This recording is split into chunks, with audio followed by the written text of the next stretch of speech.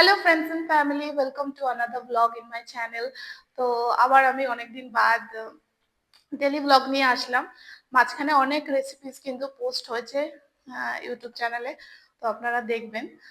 আর ইউটিউবটা না খুললে হয়তো জানতেই পারতাম না যে মা ইউটিউব ব্যাপারটাকে এতটা এনজয় করবে আর আমাকে এতটা সাপোর্ট করবে।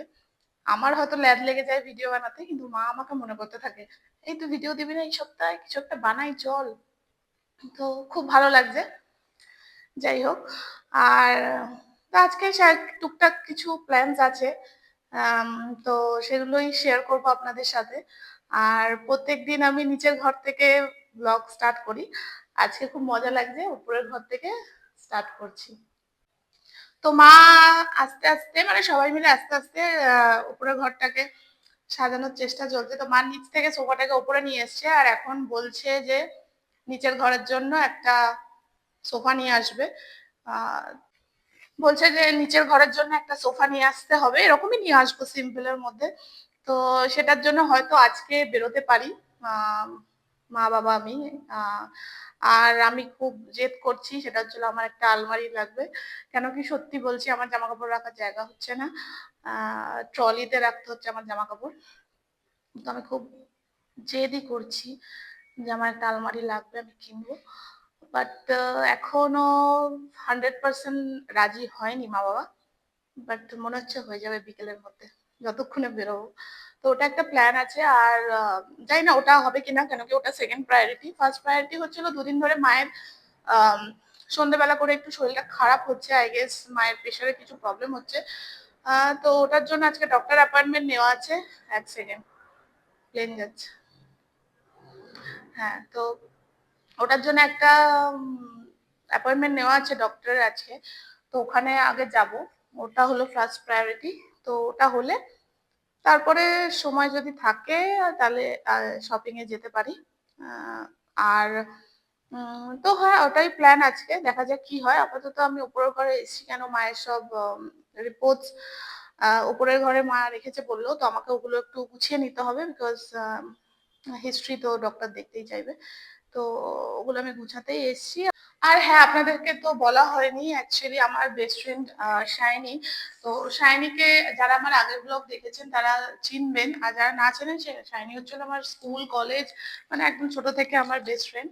তো ওর রিসেন্টলি ওর দিদা মারা গেছে। তো সেখানেই আহ নেমন্তন্ন আছে। তো ওটা অনেকটা দূর, ওই রানাঘাট ওই সাইডে। তো যাব, আপাতত প্ল্যান আছে যাব।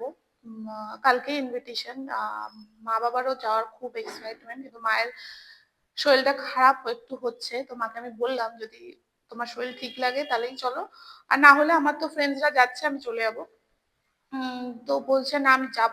তো দেখা যাক, তো যাবই মনে হচ্ছে। যাই হোক, তো ওর জন্য মানে মা আন্টির জন্য একটা শাড়ি কিনেছে, আন্টিকে দেবে বলে। তো চলুন আপনাদেরকে দেখাচ্ছি। তো এই কটনের শাড়িটা মা কিনেছে, খুব সিম্পলের মধ্যে, কিন্তু কটনের, তো খুব ভালো লাগবে, আরাম পাবে পরে, মায়ের এর জন্য এটা পছন্দ হয়েছে। তো এই শাড়িটা মা কিনেছে, ব্লাউজ পিসও আছে এটা। তো এটাই আন্টির জন্য কেনা হয়েছে as a token of love. তো ওখানে যাব কালকে, দেখা যাক, নতুন জায়গা ঘোরা হবে। তো কেমন হয়েছে আপনারা জানাবেন শাড়িটা, আমার তো খুব পছন্দ হয়েছে সিম্পলের মধ্যে, হোপ আন্টিরও পছন্দ হবে। তো চলুন আজকের দিনটাকে স্টার্ট করি। তো আমি বসে সব রিপোর্টস গুলো গুছিয়েই নিচ্ছিলাম বিকেল বেলার জন্য। তো হ্যাঁ, ওগুলোই গুছিয়ে নিলাম। তো সব মোটামুটি গুছিয়ে নিলাম, এবার যাই নিচে গিয়ে, এবার ঝটপট কাজ সারি, শ্যাম্পু ট্যাম্পু করার আছে, উইকেন্ড বেরোনোর আছে। তো যাই নিচে গিয়ে এবার কাজগুলো সারি। তো সকালে আজকে একটু ফল খেয়ে নিয়েছি, আর তারপরে দেখুন আমি ঠেকুয়া খাচ্ছি। ঠেকুয়ার রেসিপি যদি দেখতে হয় আমার চ্যানেলে কিন্তু দেওয়া আছে। হ্যাঁ, খেতে কিন্তু সেরা হয়েছে। তো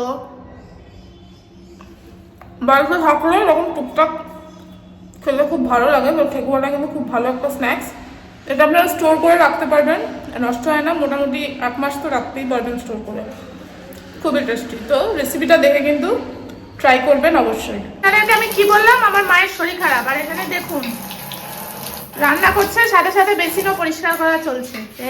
মায়ের নাকি শরীর খারাপ, আর কিছু বলার নেই। আজকে তো শনিবার, তো এখানে ডাল হচ্ছে আর এখানে কিছু একটা সবজি হয়েছে। আর পাপড় ভেজে দেবে? হ্যাঁ। ঠিক আছে, এত কাজ করো না। স্নান টান করে এসে খাওয়া দাওয়া হয়ে গেছে, এবার ঘুম দেব, তারপরে বিকেলবেলা বেরোনোর আছে। তো চলুন একটু ঘুমিয়ে পড়ি।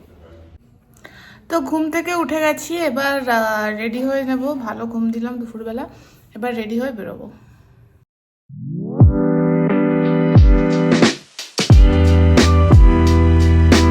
তো আপনারা যারা আমাকে ফলো করেন তারা তো জানেনই আমার অনেক সমস্যা। এই আমাদের বাড়ির এখানে কিছু একটা কাজ হচ্ছে, দুপুরবেলাও ভীষণ ডিস্টার্বিং লেগেছে, এত আওয়াজ হচ্ছে। যাই হোক, বিয়ার উইথ মি। তো আপনারা জানেনই আমার ফেসের প্রবলেমের জন্য ডক্টর প্রেসক্রাইব সব কিছু ইউজ করি। তো এখন শীতকাল পড়ে গেছে, এখন কিন্তু আমার স্কিন অত অয়েলি নেই। আর মানে এখন থেকে আমার ড্রাই হতে স্টার্ট করে দিয়েছে। যারা জানেন তারা জানেন, আমি বলি আমার একটা ভিডিও আছে যেখানে আমি ফুল আমার স্কিন কেয়ার, স্কিন টাইপ সব নিয়ে ডিসকাস করেছিলাম, তো ওটা চেক আউট করবেন। তো ওর জন্য এটাও দেখুন, এটাও ডক্টরস প্রেসক্রাইব একটা body body lotion, and you can use it in your face also.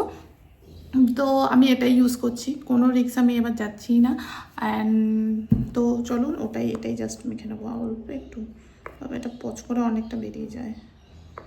হ্যাঁ, আরও আমি কোনো রকম শীতকালে অন্য কোনো ময়শ্চারাইজার যেগুলো জেনারেলি মেখে থাকি সেগুলো মাখছি না। আরও এই কারণ কেন কি আমি কোনো রকম রিস্ক নিতে চাই না, কারণ সামনে আমার প্রচুর বিয়েবাড়ি আছে। ঠিক আছে, প্রচুর বিয়েবাড়ি আছে, অ্যান্ড আমি চাই না মুখের মধ্যে আবার কিছু বেরুক, কেন ইটস লাইক হিলিং। তো ওর জন্য আমি কোনো রিস্ক নেব না।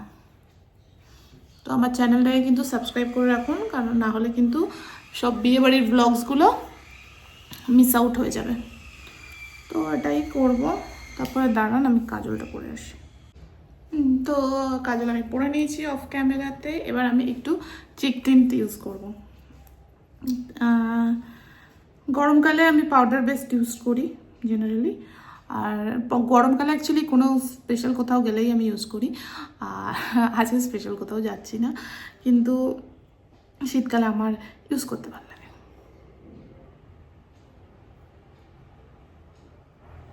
আর এই প্রোডাক্টটা হচ্ছে হলো আমার একটা ফ্রেন্ড সৃজিতা, আপনারা যারা আমাকে ফলো করেন চেনেন সৃজিতা, ও সাজেস্ট করেছিল, খুব ভালো। অ্যাকচুয়ালি আমরা হিমাচল ঘুরতে গেছিলাম, ওর শর্টস ভিডিওগুলো কিন্তু দেওয়া আছে আমার চ্যানেলে সব হিমাচলের।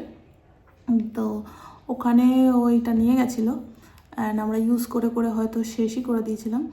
যাই হোক, তো ওখান থেকে আমার এই প্রোডাক্টটা খুবই ভালো লেগেছে, আমি কিনে নিয়েছিলাম তারপরে এই প্রোডাক্টটা। আমার খুব ভালো লাগে শীতকালে একটু লাল লাল।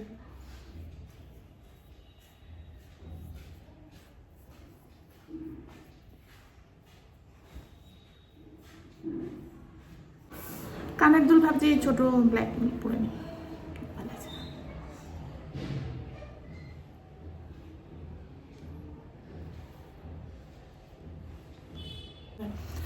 লিপস্টিকটা পরে নিই।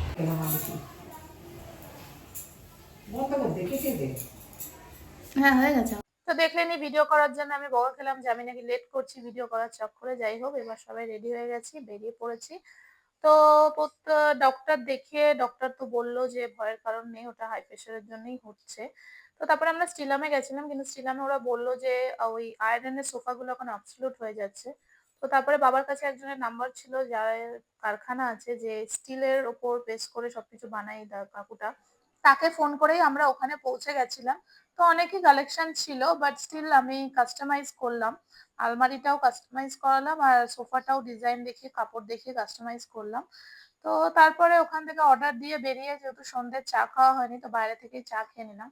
আর সামনে আমাদের ঘুরতে যাওয়ার প্ল্যান হচ্ছে, তো তার জন্যই মা একটু নতুন নাইটি দেখছিল।